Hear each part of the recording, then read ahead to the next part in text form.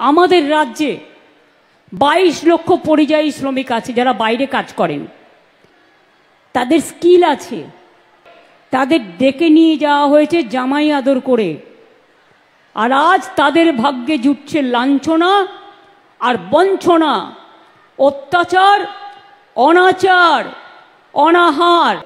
আমাদের বাংলাতেও কিন্তু 1.5 কোটি মানুষ বাইরের আছে যারা কিন্তু এখানে পরিযায়ী শ্রমিকের কাজ করে।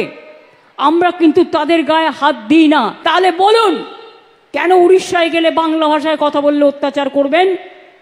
কেন মুম্বাইতে গেলে অত্যাচার করবেন? কেন কেউ হোটেল ভাড়া করতে গেলে দিল্লিতে গুরগাঁওতে অত্যাচার করবেন? কেন গুজরাটে করবেন? কেন সব জায়গায় অত্যাচার করবেন? আমাদের মানুষদের কি মানুষ বলে মনে করেন না?